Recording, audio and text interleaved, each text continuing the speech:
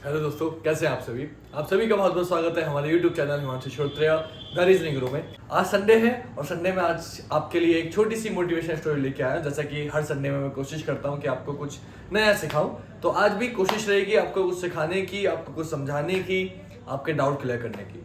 तो होता क्या है कि एक गाँव में एक बार एक दादा और पोता एक साथ एक खेत की खुदाई कर रहे होते हैं, जुताई के लिए उसे तैयार कर रहे होते हैं फसल के लिए। तो दादाजी 70 साल के हैं, काफी बुढ़े हैं, 75 साल के हैं, और लड़का जो है अभी 19-20 साल का यंग जवान लड़का है, लंबा चौड़ा बढ़िया। तो होता क्या है कि दोनों खेत की खुदाई करना शुरू करते हैं, मिट्टी को तोड़ते हैं, उसके डेले फोड़ते हैं। क्यों करते हैं सब कुछ? ताकि जो जब वो बीज डाले तो अच्छे से उसकी बुआई हो सके और फसल अच्छी हो सके। अब होता क्या, खेत काफी बड़ा होता है और वो लोग इतने अमीर नहीं होते कि मजदूर रख सके, तो खुद ही काम कर रहे होते हैं।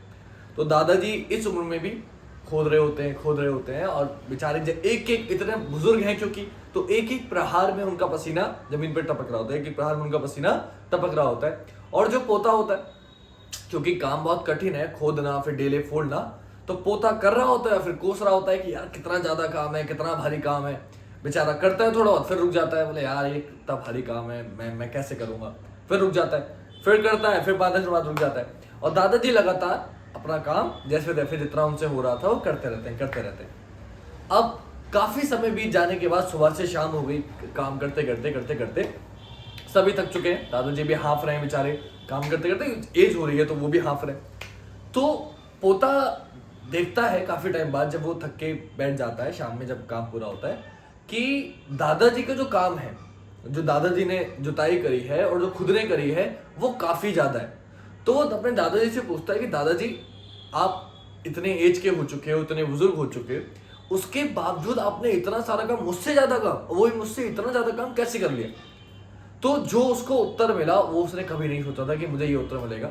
दादाजी ने एक सुंदर सा उसे जवाब दिया। दादाजी बोले, बेटा, जब हम किसी काम को सोच लेते हैं कि ये भारी है, तो वो काम फिर हम कभी कर ही नहीं पाते, क्योंकि हम सोचने में ज्यादा समय बर्बाद कर देते हैं। जैसा कि मैं आप सभी लोगों से बोलता हूँ। तो हुआ क्या कि दादाजी अपना काम करते रहे। जब हम किसी काम को बिना सोचे समझे क्योंकि करना तो है ही, तो जब हम किसी काम को करते रहते हैं तो धीरे धीरे अपने आप काम होता चला जाता है। लेकिन जब हम पहले सोच लेते हैं कि यार ये मैं कैसे कर पाऊंगा, इतना बड़ा खेत है, मैं कैसे जुताई कर पाऊंगा, मैं मेहनत करूंगा, ये इतना मुझसे नहीं हो पाएगा। जब हम ऐसी धारणाएं मन में ले आते हैं तो नकारात्मक ऊर्जा हमारे अंदर पैदा हो जाती है और हमारा माइंड उसी तरीके से चलता है, और फिर वो काम करने की आपको आज्ञा देता ही नहीं है। वो माइंड रोक देता है कि बस अब थोड़ी देर आराम कर लो, थोड़ी देर रुक जाओ, ये तुम नहीं कर पाओगे। और ये सोच हमारे मन में जब आ जाती है तो फिर हम वो काम कभी भी नहीं कर पाते।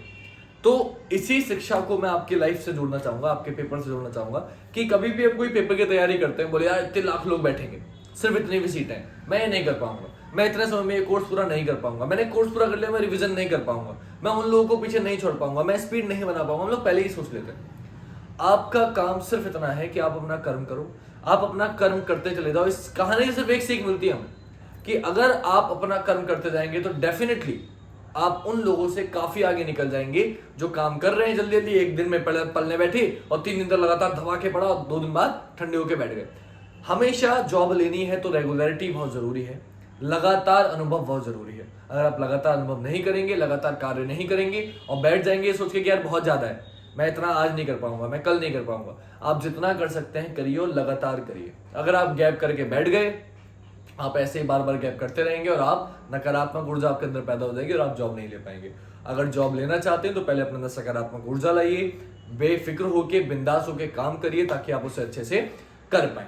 अब आते हैं अगली चीज पर। होता क्या है कि काफी बार कुछ बच्चों को घमंड हो जाता है।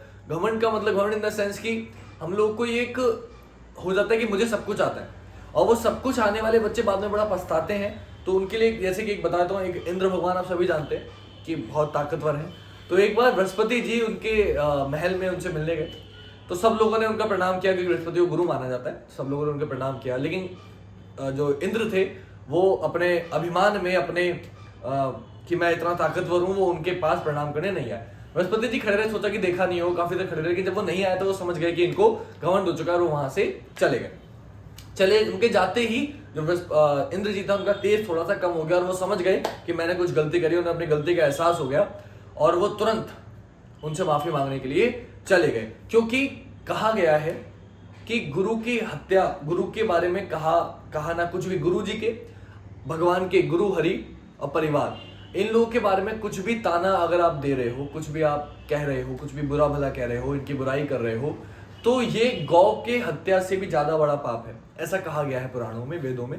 तो आपको समझना यह है कि हमारे धर्म में, हमारी सनातन संस्कृति में ये सिखाया गया है कि हमेशा गुरु का, परिवार का, और मैं तो ये समझता हूँ सिर्फ सनातनी संस्कृति में ही नहीं, हर धर्म में सिखाया जाता है कि अपने परिवार को ऊपर माने, अपने भगवान को, आपके जो भी इष्ट हैं उनको, उनकी कदर करें, अपने गुरु का अभिमान करें, सम्मान करें। और अगर आप लोग को थोड़ा सा अहंकार आ जाता है, हम लोग कभी कभी, कि मुझे सब कुछ आता है, मैं सब कुछ जानता हूँ, तो कभी भी अगर आपको लगे ना मैं सब कुछ जानता हूँ, तो एक कॉपी लेना और उस पर एक पेपर पर लिख लेना कि मुझे क्या क्या आता है, मुझे क्या क्या नहीं आता। अगर आप लिख पाए कि जीवन में मुझे सब कुछ आता है, सब कुछ नहीं आता, तो आप समझ जाना सब कुछ आता है। और आप ना लिख पाओ तो आप समझ जाना कि अभी आपको बहुत कुछ सीखना बाकी है। और जिंदगी में किसी भी टीचर से, किसी भी गुरु से सिर्फ वही सीख सकता है जो अपने आप को ये मान के चलेगा मुझे कुछ नहीं आता। तो दुनिया की पहली सीख यही है कि आपको अपने आप को ऐसा बनाना है कि मुझे कुछ नहीं आता। जिसके दिमाग में ये आ गया ना कि मुझे सब कुछ आता है, वो जिंदगी में कभी कुछ सीख नहीं सकता है, ध्यान रखना। तो क्योंकि ऐसे कुछ किस्से होते रहते हैं कोचिंग में, आस पड़ोस में, जान पहचान में, कि कोई बच्चा कह रहा है कि ये अच्छा नहीं पढ़ा रहे, वो अच्छा नहीं पढ़ा रहे, ये ऐसा हो रहा है, ये वैसा हो रहा है।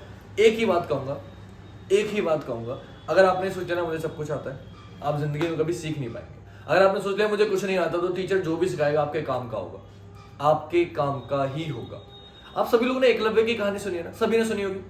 क्या हुआ था कि एक बार द्रोणाचार्य जी के पास वो गया था कि मुझे शिक्षा दे दो। द्रोणाचार्य जी ने मना कर दिया था, क्योंकि वो सिर्फ जो राजाओं के बेटे हुआ करते थे उन्हें सिखाया करते थे, है ना। लेकिन एक बार जंगल में वो क्या देखते हैं कि कुत्ता बहुत भौंक रहा है और उसके मुंह में तीर लगे हुए हैं, जिससे वो भौंक नहीं पा रहा, लेकिन उसको जरा सा नुकसान नहीं हुआ। मतलब बिना नुकसान पहुंचाए कुत्ते का मुंह तीरों से इस प्रकार बंद कर दिया कि कुत्ते को नुकसान भी ना हो, लेकिन वो भौंक ना पाए।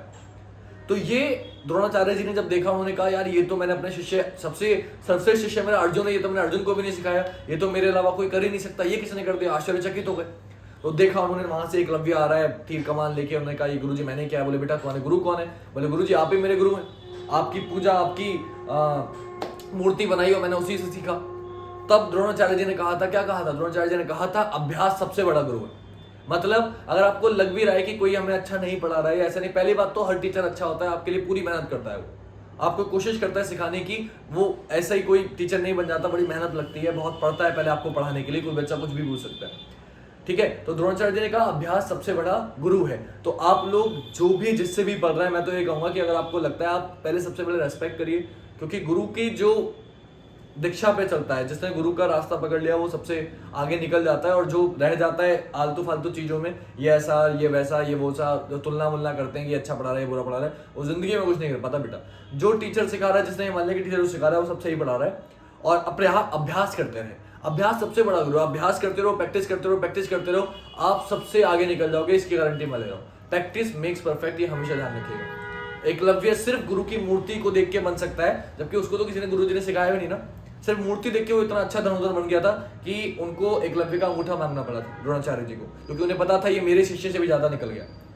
तो आप लोग एक बात ध्यान रखिए, आपसे सिर्फ एक ही अनुरोध है कि सभी टीचरों का सम्मान करें, और साथ ही साथ आप सीखें, अभ्यास करें और अपने आप को काबिल बनाएं, और कभी ये ना सोचें कि मैं ये नहीं कर पाऊंगा। तो आज की कहानी, 2-3 कहानी मिक्स हो गई हैं, क्योंकि मैं थोड़ा सा कुछ चीजें दिमाग में चल रही थी तो वो भी आ गई हैं, फिर कुछ एक स्टोरी सुनाई थी वो भी आ गई हैं। तो आई होप आपको वीडियो समझ में आई हो, जो मैं समझाना चाहता हूँ वो समझ में आया हो। और कल रात 8 बजे, डेली रात 8 बजे आपकी वीडियो चलती है, लाइव कराता हूँ आपको यूपी पुलिस के प्रीवियस ईयर क्वेश्चंस। तो कल से आपको रात 8 बजे क्लास मिलेगी, जैसे रोज मिलती है। आज के लिए इतने रखेंगे। वीडियो अच्छी लगे तो ज्यादा से ज्यादा लाइक शेयर कमेंट करेगा। बहुत बहुत धन्यवाद आपका। जय हिंद, जय भारत, वंदे मातरम, शुभ रात्रि।